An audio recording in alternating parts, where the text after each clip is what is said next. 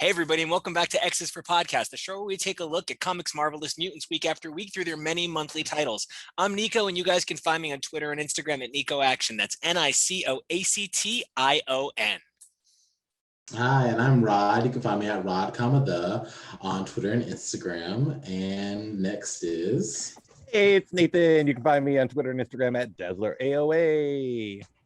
Now, you might notice that there's a fourth person on the screen, and if not, check that. But so we're here today to talk to not just one of my favorite people in comics, but somebody that it's just been really tremendous getting to see grow into who he's become. You guys probably know him from releasing that amazing Jumbo Carnation reference in the second issue of Reptil, but otherwise the rest of us know him as Terry. Hey, Terry. Hello. Hi. Thanks for having me. Okay, so now I know that we're an X-Men show and this is Reptil, but you know, like I'm gonna make an argument here. There could have been no Avengers Academy without the help of the X-Men paving the way, New Mutants being a really seminal book for Marvel, right? And I feel like who Reptil is birthed of a welcomeness to diversity that the youth titles of Marvel have, right? So I think we got to start there before anything else, just to make sure we're all in a relaxed, comfortable, conversational place.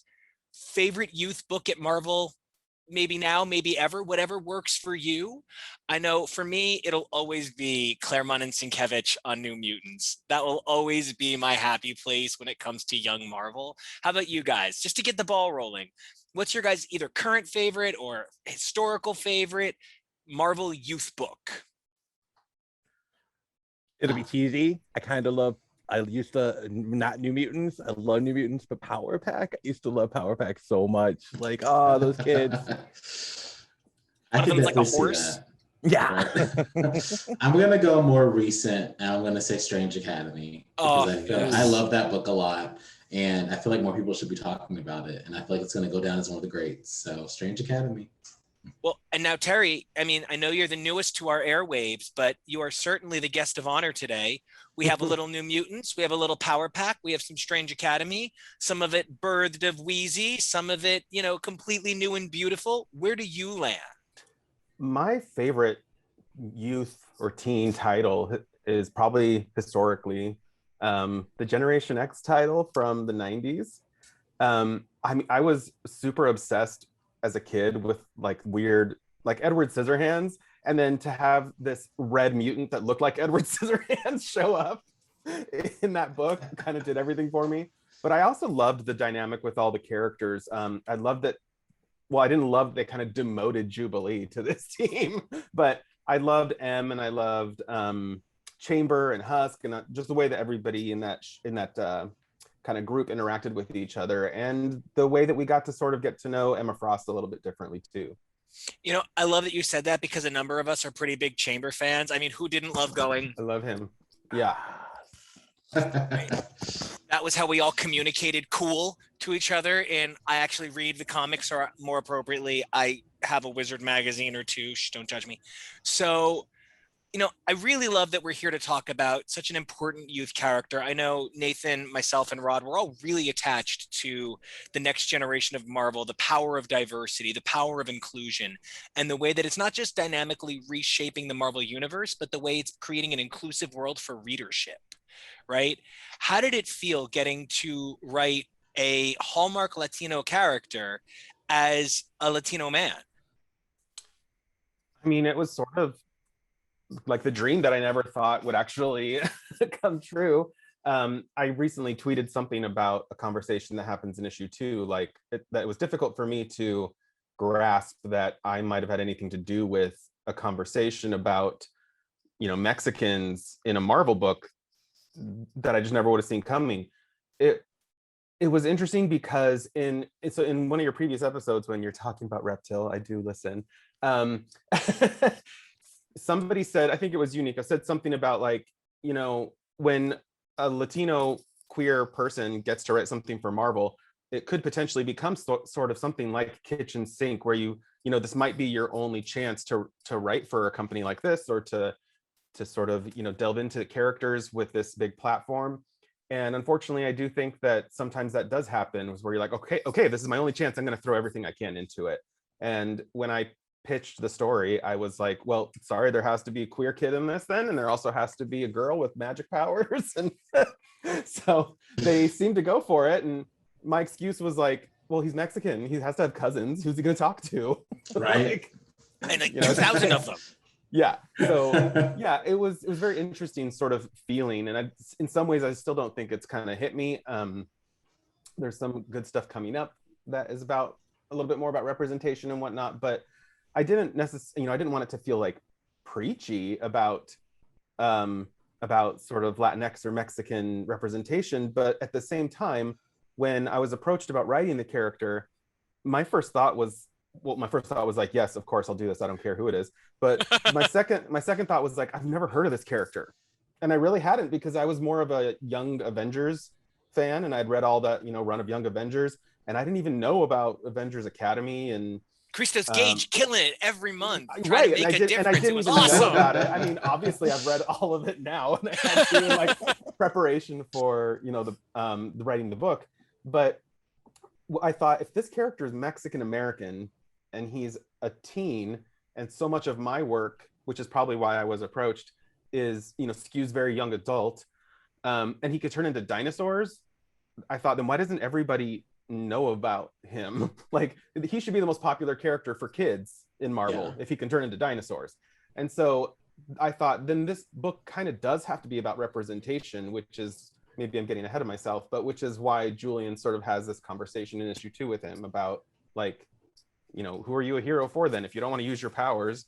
Like, we kind of need to see that. So yeah, it was a really interesting opportunity, and I'm really happy that they even thought of me.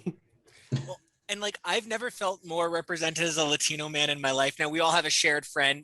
Maybe he's Rod's friend the best or something. I don't know. Perhaps, Juan is mostly Rod's, and the rest of us just get to be hangers on. I guess. But this is the most represented I've ever felt by a comic book character, my precious Robbie Reyes. And this is the fact that they made a fucking Lego set of the Latino Ghost Rider. And if it weren't for Rod and Juan, I never even would have known it existed. And so, not to tangentially like go somewhere, but all I want out of this is a Reptil action figure. Yes. And I feel like as don't they have the Marvel Legends things where like they come with separate pieces of other things too? So like, why not have a Reptil figure that you can remove his arms and you can remove his legs and attach different dinosaur, parts to him? I love that you're pitching your own action figures. This is everything to me. I mean, I don't know if you could, maybe you can't see, they're probably all up here, but I have like a decent amount. And I just think that, if the point is to sell books so you can make more books, and if part of that is about selling toys, I mean, sure, that can be sort of, corporate and whatever, but I loved playing with action figures as a kid. My Teenage Mutant Ninja Turtles played with, they rode My Little Ponies into battle. They fought He-Man as he was riding like some She-Ra horse, so yeah. I didn't have an Elektra figure, but I had a Babs Bunny figure that was inexplicably the same size as my Daredevil figure. So she was just Elektra. It was fine. Well, if you don't know this, I will give you an amazing little piece of information right here. Is that Battle Cat's armor, his like mask actually fits on a My Little Pony. Oh wow! The old school ones. Yay! The old school ones. Yeah. Well, now let me ask a question. Now I'm gonna be adorable for a second, but like, it's actually a really great time for like inclusion in toys and figures. Yeah. And one of the people I know who collects toys and figures the most is Rod. And Rod, as somebody who doesn't just collect toys and figures, you're someone who collects toys and figures and searches for diversity and inclusion and representation. You don't want to waste your money on the same, white bread, milk, Wonder Toast superhero. That's not your shit, right? So, in exactly accordance with what Terry's saying, this idea that a character who is so underrepresented that even, you know, a dynamic voice, and I'm not trying to put shit on you here and like make you feel away at all, Terry, but like one of the voices, like queer representative voices in comics today didn't know, I meant Latino, but I said queer, good for us. One of the Latino representative I'm voices. both of those. Right, you're both of those, but Reptil's only one. So you were unfamiliar with, you know, Reptil, and what a crazy disconnect that is. You know, Rod, as somebody who collects these toys actively, is that something you look for? I know, like, I bought the Miguel O'Hara Lego when I saw him immediately because it was the Latino Spider-Man. No, I mean, definitely. I mean, look what I'm wearing right now, just for this, even though you can't see it because my camera's placed weird. But yeah, this is Juan's, my fiance, Chango ATX. He's also a Latinx man, people that don't know him. This is his shirt that he got, I think, inspired by the Reptil comic because we didn't have any dinosaur shirts. So, but yeah, I mean, with the action figures, I would love a Reptil action figure. We don't have that many Latinx action figures. I scour the land for any Black action figures. Like we got the Riri Funko finally, and I got her figure, and I look for all the Storm figures and everything else. And I even got the Shuri from the MCU. I'm even tempted to buy the Time Cops from Loki, and I don't even want them, but they're Black women, so I'm like, I kind of have to get them. So I'm like, did they ever make any Dora Milaje like figurines? Yes, they did, but they are super rare and super expensive, which I appreciate. Like, yeah, they got value, but also I wish they would have mass produced them so everyone could have them.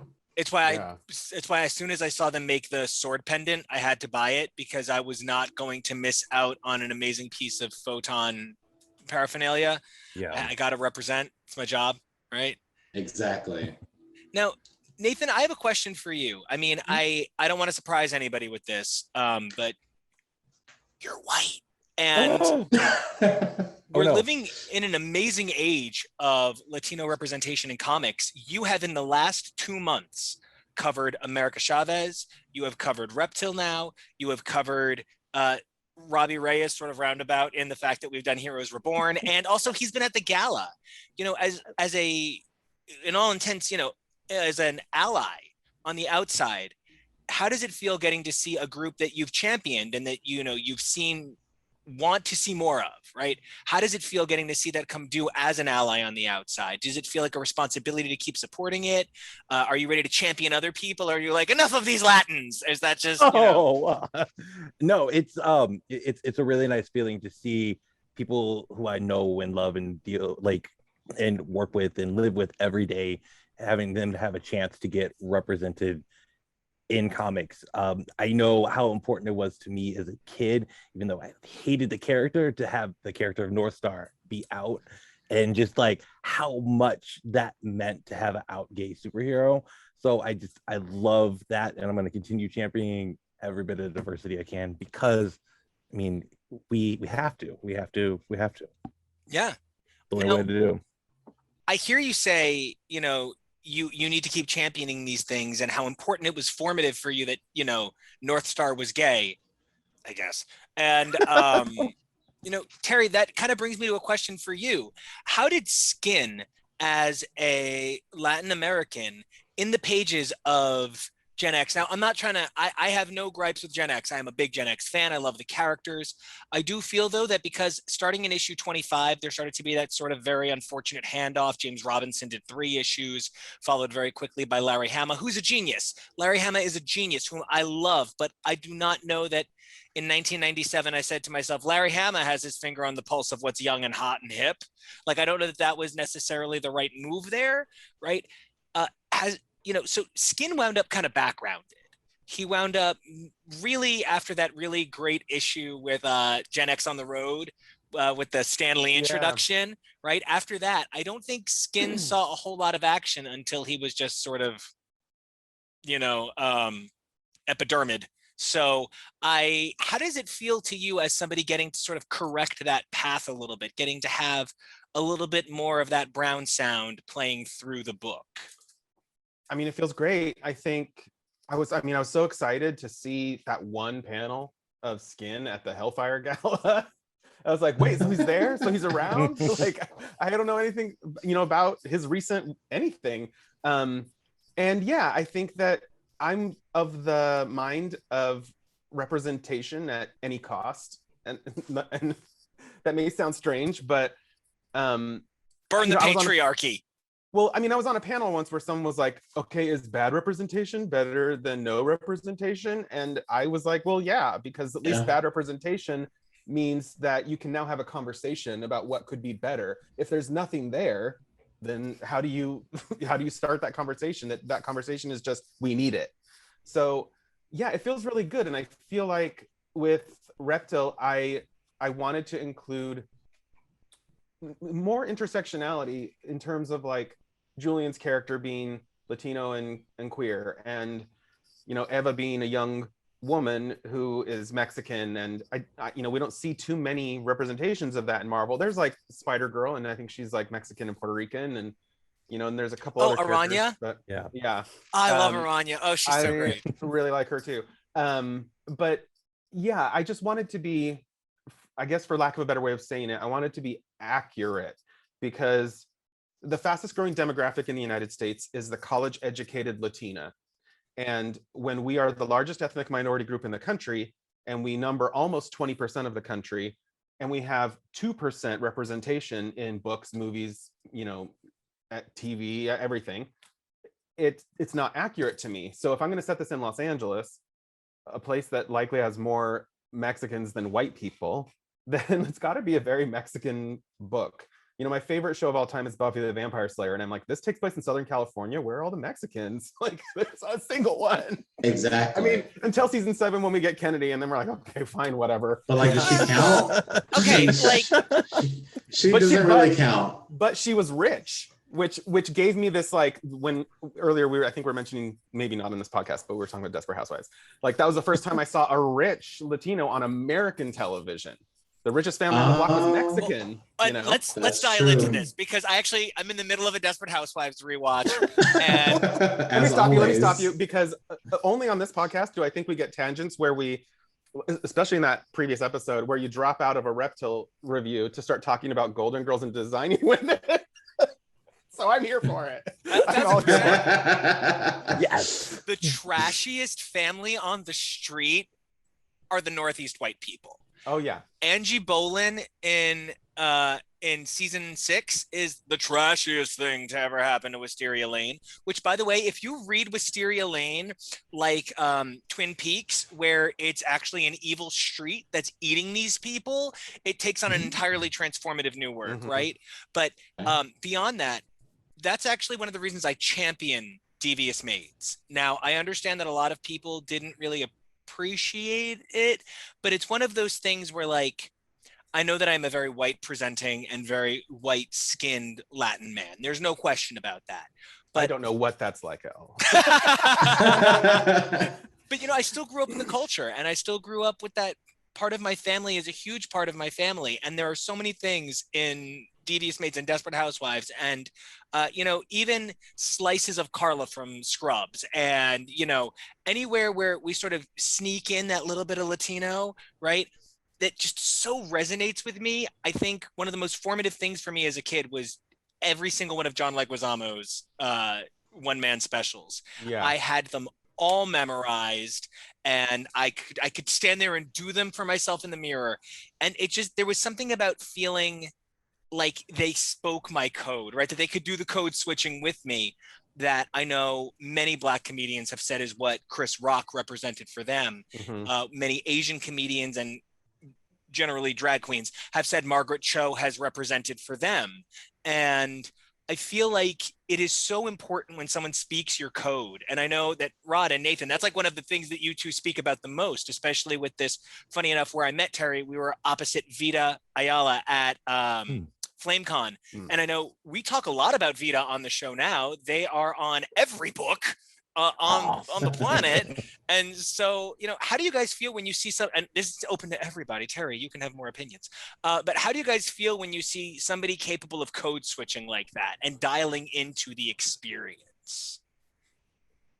I mean, I think it's really a pure talent to code switch, because not everyone can do it. I mean, a lot of people of color are trained to do it, I would say. Just just like in their families or just by society and not even by choice, or they might not even have knowledge of it, of that they're doing it just because, they have to. Even not even this to people of color, like let's just talk about the LGBTQ plus community as well. Like I know not to walk a certain way or to act a certain way in certain types of areas, because then I will be called a slur, or I will be, not really in where I live now, but where I used to live, like chased down or anything like that. So, or I would say in like certain works that I've had in the past, like certain jobs, if I talk a certain way, they're like, oh, well, Rodney's black side is coming out. I've heard that my whole life. So I don't have a black side. I don't have a white side. I am just me. I am not half and half. I'm all of it. I can joke about that I'm half and half, but I'm not. It's just a mix, So, but yeah, I feel like that just goes along with it. Like you have to act a certain way to protect yourself. I think we all have to code switch in our own ways, because just to fit in is with society in general. It's a skill that you learn because you have to, not because you really want to. And it's awful that we have to do it, but we have to do it. And it's just how we have to do.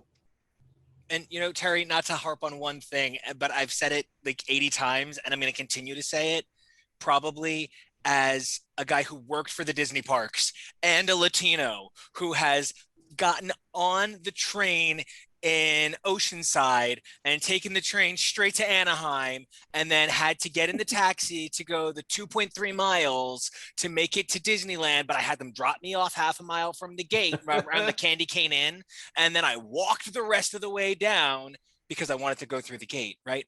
But as somebody who feels that way about Disney, the Disneyland is Mexican Disneyland is the most honest, real to my life thing I have read maybe ever. I was stunned. It was one of those, this is for me. And unfortunately, and I mean, not unfortunately, but like fortunately, but I know you. So like, I both know it isn't for me, and just that we have things in common. So it's like, I'm not that special, but it's like, I mean, that speaks to what I said about, I think, accuracy, is that when I go to Disneyland, most people I see there are Latino, or they're members of the Latinx community. And I just didn't want, I don't know, like, I think to say something like, Santiago is the Mexican Disneyland, and to have one of them be like, no, that's just Disneyland. Like, it doesn't need to have that sort of qualifier. It's just, that's just how it is there. So yeah, I think that I wasn't sure if I could get away with that, but I was like, well, aren't y'all owned by Disney now? So can't I just say Disney? And I don't think there was any pushback to it. So yeah. Speaking of pushback, I'm not surprised that it's in the book, because it is comic books and you can get away with saying a lot more things. And the world's becoming more progressive slowly but surely as it is.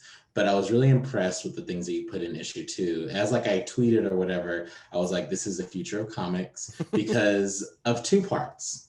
Because of the first page, I believe it was the first page, when he's with his parents and they're like, he's like, why is this dinosaur named that? I don't remember the dinosaur's name because it's too, I can't say that.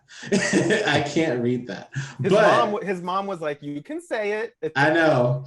She was Coatless. To him, not to me. Yeah, I can't. To him, not to you. My accent, my tongue, it doesn't let me do it. But I was really impressed because you were like, just because you didn't grow up in Mexico, or just because you are still Mexican, and you should still, this is how we show our imprint in the world. Like, this is how we know that we matter, because we're giving, our words and our language with these dinosaurs, and this like common things that are happening in the world are going, this like could be in a museum and they're gonna be like looking up that name, where the name came from, the culture and everything.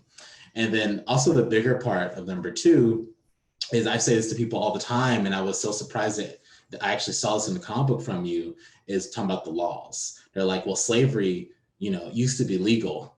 So it doesn't mean that all the laws that are legal are correct, and I've never seen that in a comic book before. And I was truly impressed. And so my question, getting down to it, were you a little, I guess, scared to put that in? Where you think you were going to get pushback from that? Or No, I mean, no, I wasn't scared to put it in. I guess for the first part where he's with his parents, so much of the book is about Mexican pride. So I was like, I was like, why am I going to be the person writing this if you're not going to let me put that in there? This is a Mexican character, and part of my sorry, my dog is scratching at the door because I kicked him out.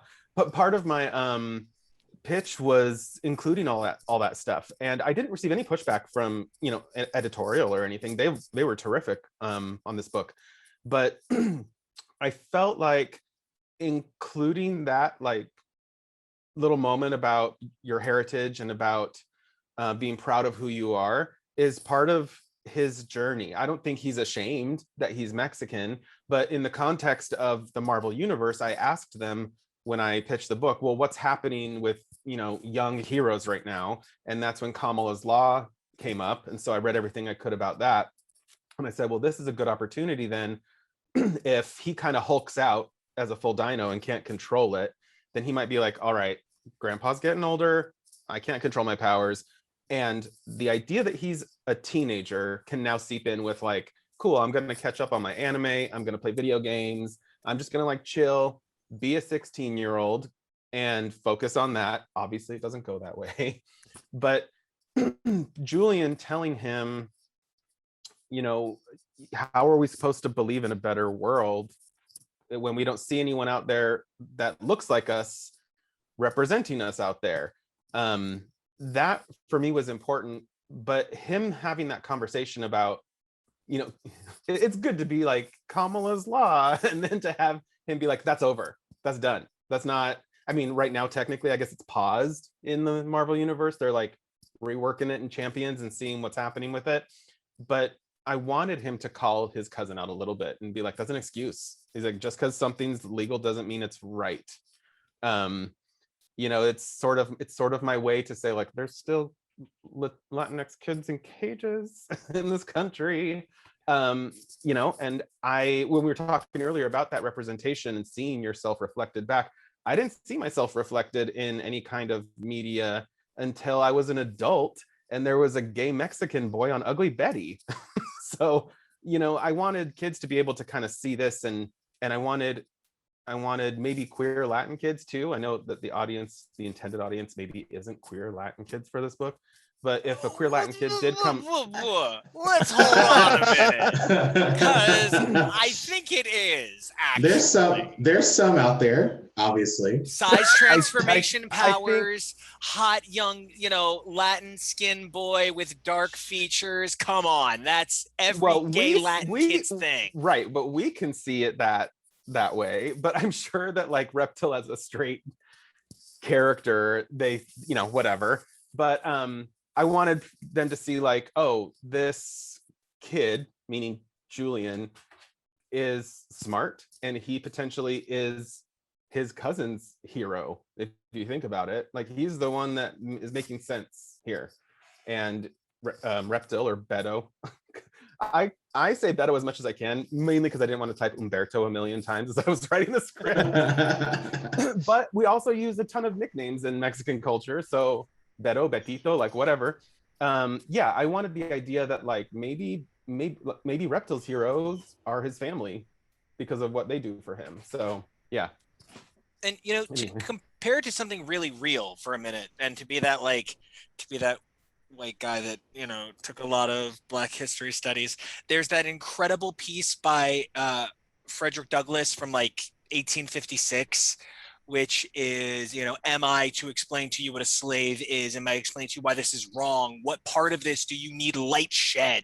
That incredible speech he gave for like July 5th, 1850 something.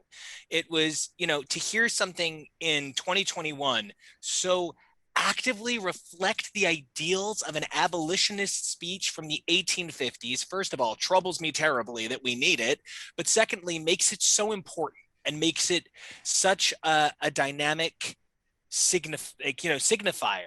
And I understand that you're saying, Reptil isn't like the gay queer book. but it is. I mean, it is a little bit now. Yeah, and there are so many gay queers. Whoa, there are so many queer Latinos that I just can't do it, right? There's so many queer Latinos that, when I think about High School Musical, the musical, the series, the best time of my Friday, I think about Carlos, and I think about how Carlos is the most Latino gay kid ever.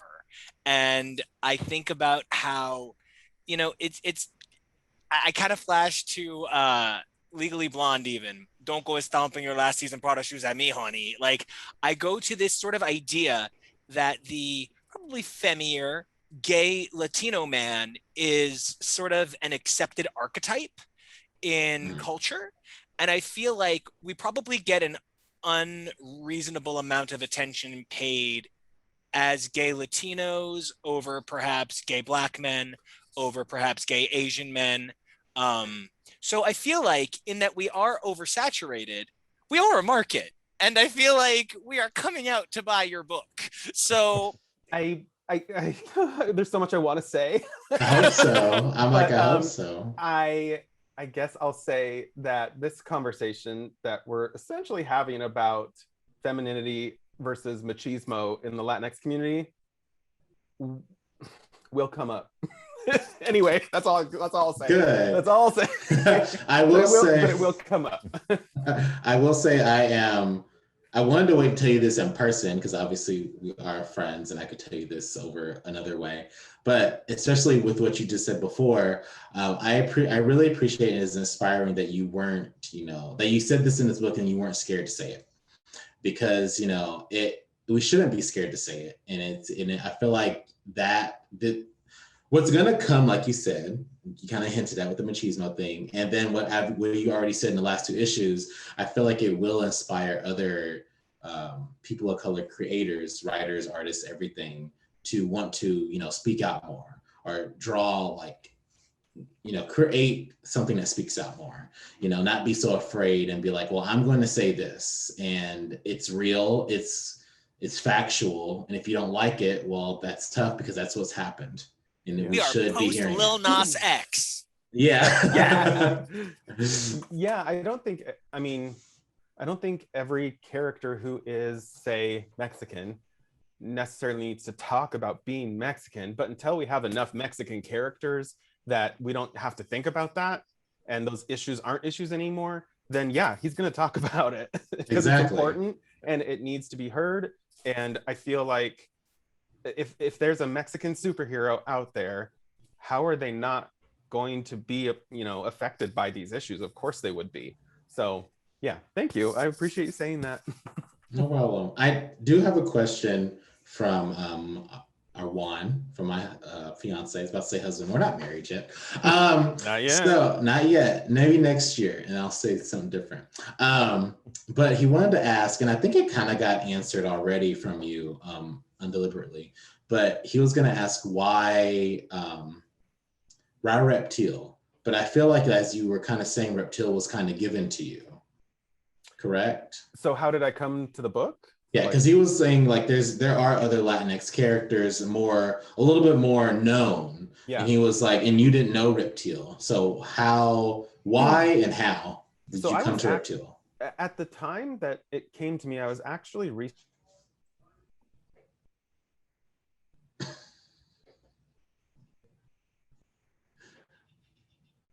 Anybody?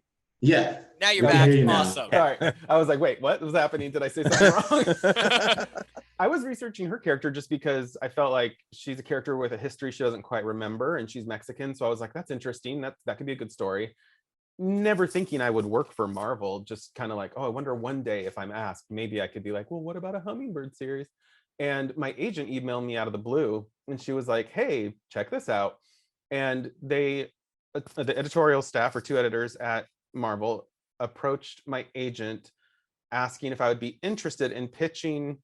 They were very specific. They said a 4-issue series about this character Reptil, because they wanted to give him a solo series. And like I said, I was like, 1, yes, of course I'll do it. 2, who? Like what? And so then I started researching and wrote up a pitch for 4 issues. But yeah, that's sort of how it came to me. I believe that the editor the direct editor, she had read Hotel Dare, which is my independent book with Boom, which is like a fantasy YA family adventure for Mexicans, and had liked it. And so that's sort of why she thought of me. But, you know, they said, they were clear. They said, you know, we're going to be talking to a few other people, and, you know, you're not the only person that we're asking this for. So, you know, send us in a pitch and then we'll like let you know.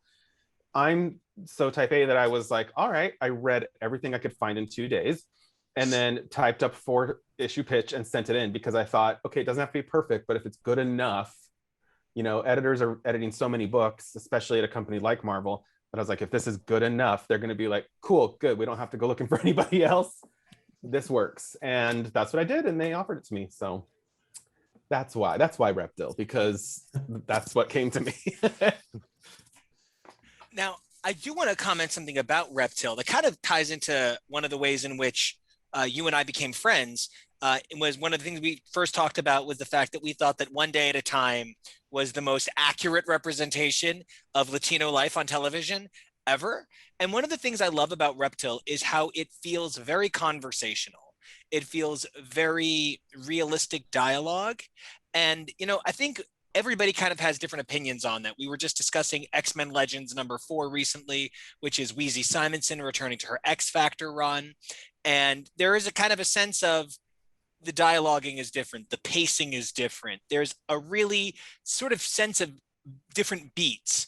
We're in an era of very deconstructed comics, but we're in an era of deconstructed comics that still put a pretty heavy emphasis on as many pages looking as splash pagey print trading card as possible. One of the things I definitely noticed here was you, my friend, made sure that your letterer was quite busy, and it didn't feel like too much dialogue, but it was definitely a higher word count than I necessarily feel the average Marvel book kind of rings at.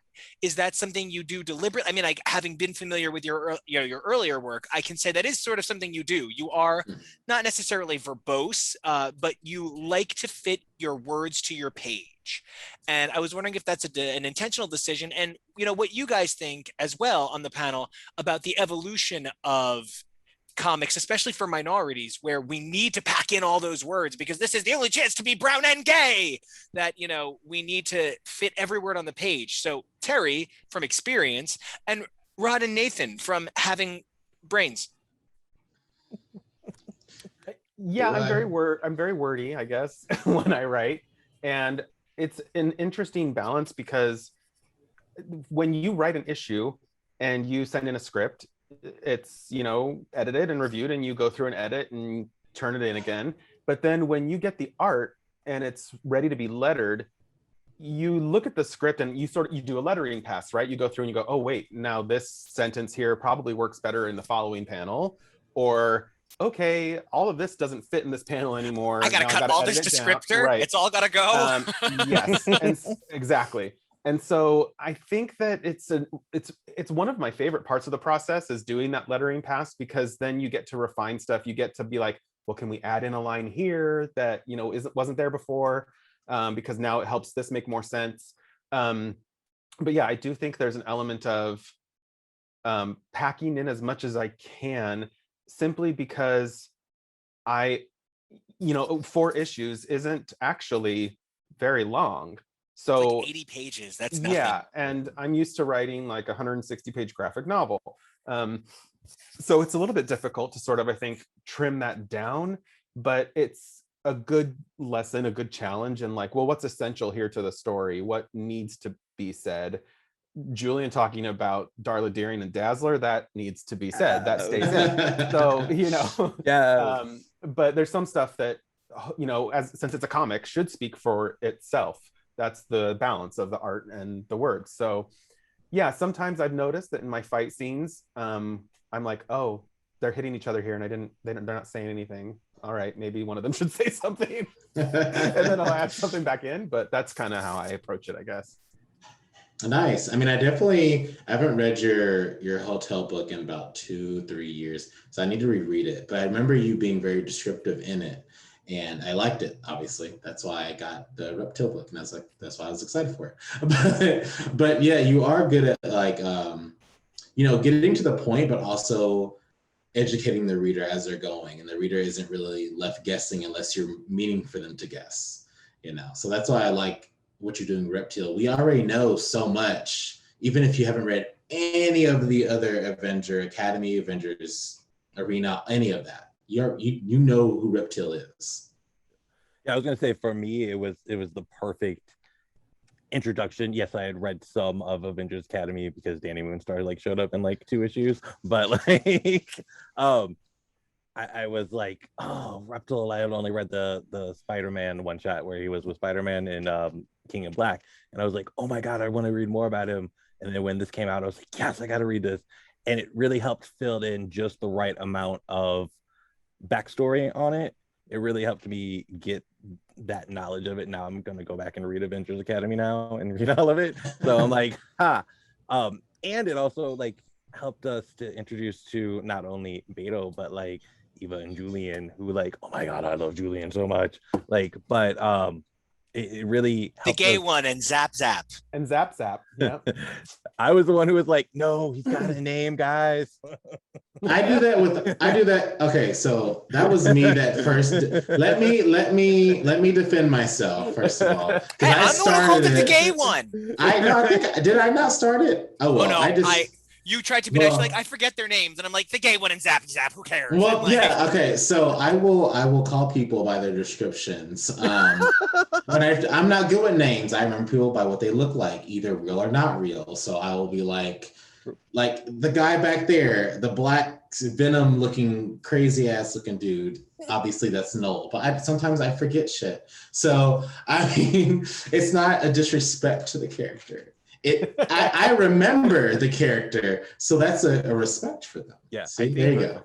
I think we all fell in love with the gay one in Zap Zap. So like I just like that, and that speaks to like how it worked, even though yeah, maybe it was a little wordier than some books, but like we're actually able to see inside their soul like a little bit, and like now I just want all the 3 of them to like have a series go on forever. So yeah, there was something interesting that I think, was it Raven who was on your previous episode? Yes. Brought up about like, enjoying the fact that Julian didn't have to explicitly state that he's gay if he is gay, but that just he's queer and whatever, and that's fine. But I did find it sort of interesting that there's this thing where, do we have to state what he is? As I wrote him, I was like, he's gay, and I didn't necessarily want to be explicit about it, but then I did have a conversation with my editor where they said, if at some point in the series you aren't explicit about it, that's fine. But think about how in the future, if another writer took on that character and you weren't explicit about it, he's straight now. They could say like, okay, well then he's just queer. Maybe he's bi. He didn't say, and they could do that. So do you want to be explicit at some point in the series so that you can make sure that he is the character you want him to be? And I was like, oh, that's so interesting to think about, because we sometimes don't want to. I come from a generation, I think, that was like, I want to be able to say I'm gay, because that's not something that a lot of people get to say out in the open freely. But the young generation today is like, oh, I don't want to label myself because that's not how I identify, and that's fine. Both are valid. But it was interesting to think in the context of an editorial, setting in a story and a series, that if you're not explicit about it, it could change. So I was like, well, no one's changing Julian. if I can help it. Sorry about it. No one's to be a Latin Catholic for a second, one of the things you hear is when you go to church, when you drop that envelope, they know you came. What they don't mention is if you don't drop the church envelope, they know you didn't come. And that is one of those realities of kind of not realizing your own imprint, right? If you do it, okay, well, you've done it. If you don't do it, oh shit, that means it just doesn't exist. It means that it hasn't been made firm, and somebody could be like, well, then no, that never happened. And it's a really complicated situation. And I love that you had to measure your footprint as a creator and the way your name is going to appear on the Marvel.com website. And when somebody goes on Wikipedia and they see, you know, Beto's cousin is queer issue 3, it's going to link back to you, and like realizing that sort of like carbon dated footprint, because he's a dinosaur, right, is a really fascinating thing to hear you like dawn. Yeah. I would just say with Julian, I love the way you spliced in not only like our real world references, but also Marvel 616 pop culture references with the Darla Deering. I can't even say her name. Dazzler. Miss Like, Thing. Yeah, you gotta bury Miss me with Thing. like I need to be buried with Dazzler's solo album too. So like and I did want him to initially mention like a male pop star, because I think that you know, as gay men, we have our like divas and our pop divas that we like, whatever. But I think a lot of that comes from, maybe potentially, this is a stretch, but a little bit of internalized homophobia of not wanting to be vocal and open about the male rock stars or pop stars that we love, and you know, maybe because we find them attractive or whatever. And that's literally the reason that Julian has a poster of a male pop star on his wall, because I was like, if he's not going to mention it, we should at least show it, that he's not ashamed of the fact that he's gay and that he's into boys, and he's got a poster right above his computer. But yeah, I couldn't pass up also the opportunity to like mention, you know, some X-Men references, since I am such an X-Men nerd.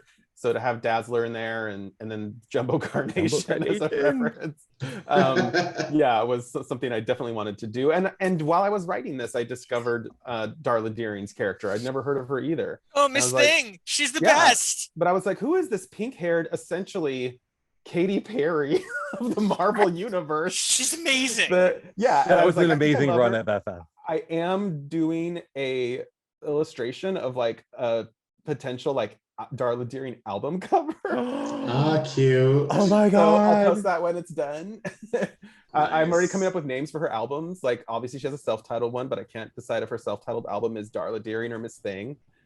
So well, I mean, it could be called double eponymous and be both. Perfect. Yeah. Or maybe it's like a 2-part album. Right? There you go. Album Speaker Box and The Love Below. Yep. Exactly. So we'll see. Anyway, yeah, I did want to, in that conversation, mention like a male pop star, but I think it's okay that it's Dazzler and that he, you know, loves Dazzler. But yeah, he's definitely my character that I love to write because of the things he gets to say. I think one of my favorite things in the issue too that he says is when they get to the pits and he's like, you have a lovely home here. Oh my god, that was funny. That was really funny. Hilarious. I love that. Speaking of I guess kind of speaking of strong women, and kind of going back to when you said you first saw Kennedy and Buffy like a rich, you know, powerful, well, she was kind of powerful, I guess. Was at the end. This is annoying, but still, Latinx woman.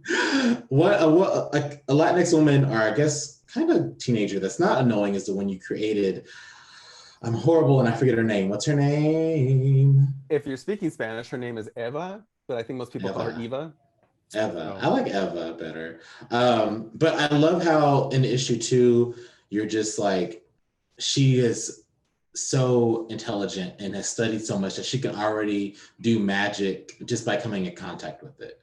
Like she hasn't really, all she had to do was study, and she taught herself all of this. A lot of other magicians had to have like people, you know, talk to them. Like even Ilya Rasputin had to have people teach her things. But Eva is like doing it herself. Yeah, that comes from, I think, like maybe not having the same resources as other people, as you know, as people of color, who sometimes just got to do it on our own. So I think she's probably like well, I guess in Marvel it's NewTube, so she's like NewTubing, you know, how to do spells, and she's like reading everything she can about Doctor Strange. And I did originally like come across the idea that I wanted to use, maybe she knows someone at Strange Academy that's like secretly giving her books or something, but that was too much to, you know, kind of put in there in that conversation. But maybe that is happening. We don't know it. I don't know. But yeah, I wanted her to sort of represent for these like young, intelligent Latinas who you know, she's been studying magic for a long time, has never been able to do it, and so assumes that now that Beto's there and his amulet's magic, that like that's why she can do it. And that's why I wanted the hag to be like, you know, oh, okay, I thought you were smart, I guess, whatever. Like, you know, basically she's telling her, you know, your power doesn't come from him. Like, you know, maybe enhanced because he's here, or may have helped like spark your power, but it's your power, it's not his power. So yeah. And I wanted to jump back 1 second. When you had said that perhaps there's some amount of internalized homophobia that kind of prevents the accessing the male identity from a young gay audience, I also think a lot of that has to do with unprotected spaces and unsafe spaces. When you take a look at the actual success of like 80s metal, the band that was internationally probably the best known for many years was Judas Priest. And as soon as Rob Halford came out of the closet, they were erased from the history books. They went from the best-selling metal act like 5 years in a row to who the fuck is Judas Priest? And, you know, Rob Halford still has one of the most enormous vocal ranges in the history of metal music. But because certain ideals and certain ideas are not as readily accepted, I think we do see that sort of almost like internalized reflective homophobia as well. It's almost like we see they're homophobic, so we push them away. And I actually think that really does, in many ways, reflect on kind of what you're saying about Eva and magic, because we're told, or we were told as gay men, we didn't belong in certain scenes. So we created an identity that was outside of that scene, right? Ava believes that she's never done magic before, so she can't do magic. So she automatically comes up with a connective, logical reason that, oh, well, this is why, and that's how. So, okay, it's not really that I'm special. It's that someone else is special and I did okay. You know, it's not really that I'm not interested in metal. It's that I'm not welcome in metal, so it's whatever.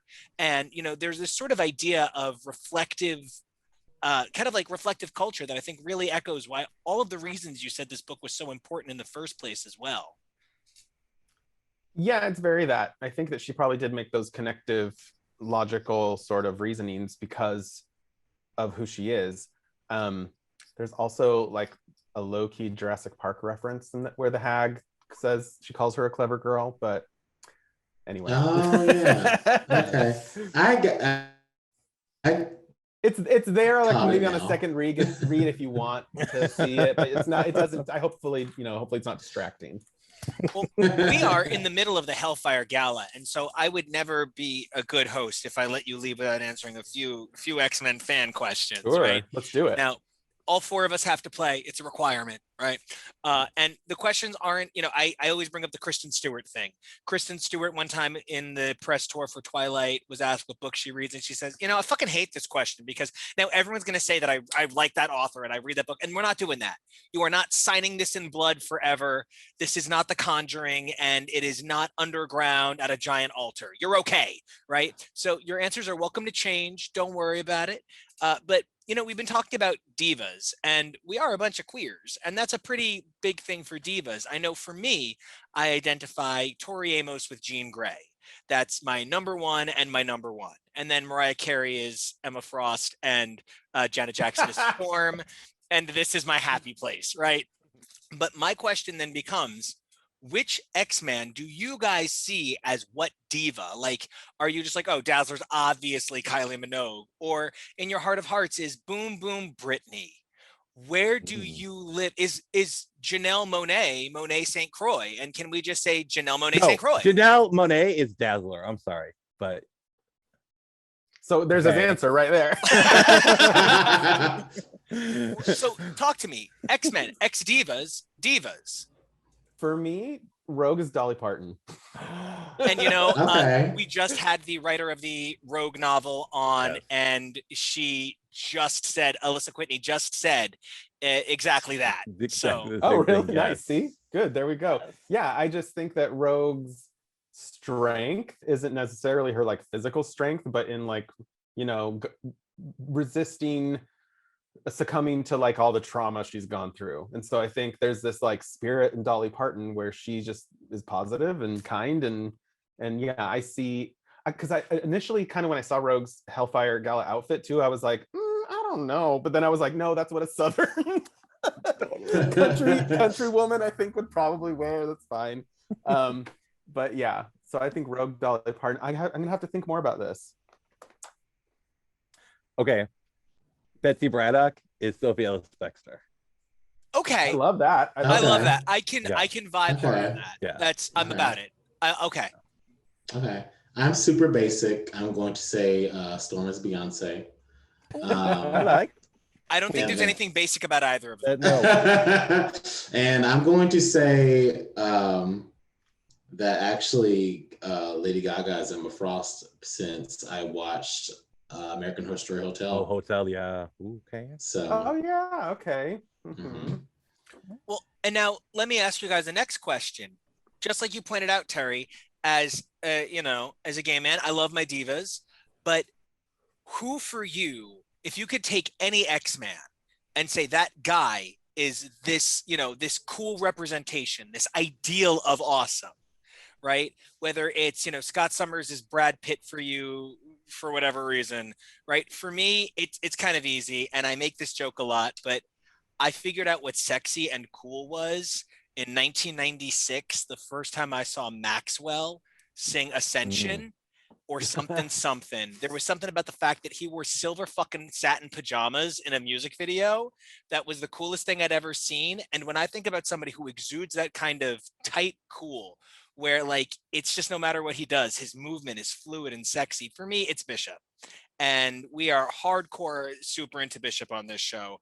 And I think Bishop in his Hellfire and Marauders looks really captures a lot of that, Midsummer Night's cool that Maxwell just unfurls on you with each record. How about you guys? Who do you feel in the X-Men roster represents some cool ideal? I would say Bishop is Lenny Kravitz. Same idea, yeah. But I mean, yes, very similar. Who else? I don't think I can top that. That's because I before you even said his name, I was gonna say Bishop and then think of someone for him, but Bishop is just too cool. Bishop is one of the cooler ex-males. There's not that many. yeah. Mine is like so obscure and like only like gays of a certain age probably know it. I'm like, Gambit is Simon Rex to me. So like, no. Oh, that is some MTV Beach House shit. Oh. I don't know who that is. That's okay. Yes, you do. I'm sure you do. He was on What I Like About You. The Amanda Bynes show. Oh yeah, I remember that show. He was I am in my 40s. I do know who Simon Rex is. He was the Jenny Garth's love interest at one point, I think. I don't remember that show that far. But Raj, if you Google his name, just look out, beware. Make sure you're not at work, okay? Because he did do a series of videos on a chaise lounge by a pool with very little else. So that's why I'm like, gays of a certain age know who he is. So. Guarantee. Now, here's my next question, or probably my last question, right? Because we like to keep these things at a tight hour, right? If you guys could cast any X-Man at all, male, female, I don't care, as any member of the Golden Girls. Oh, as the Golden Girl. Who and why? I have an answer that I think is kind of like fucked up, but I think that Cassandra Nova in the Ernst body would make an amazing Sophia. Wait, who did you say now?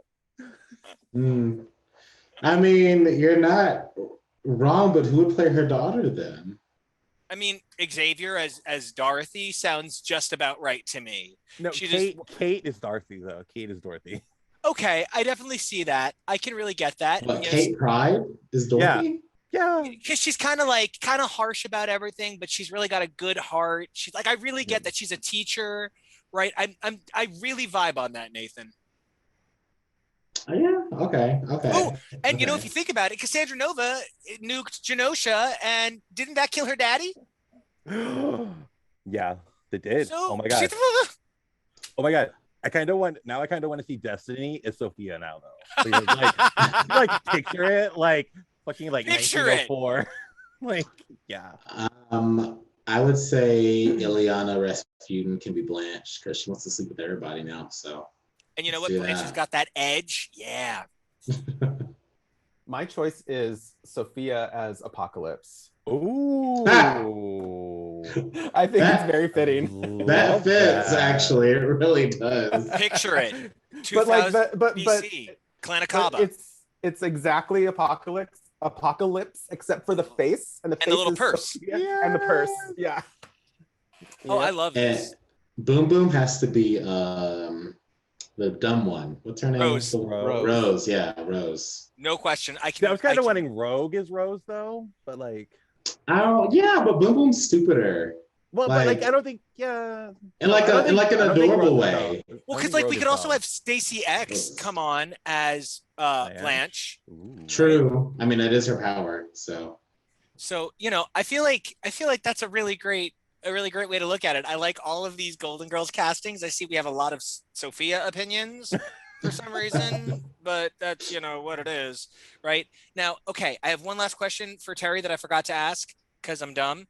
If you could bring together the Latin X-Men, they don't have to be X-Men, just if you could make a little Latin team, who would you want to see on it? I know for me, I need Robbie. That's who I need. Robbie is the most like repped I've ever felt. I love him so much. I just really vibe on his character.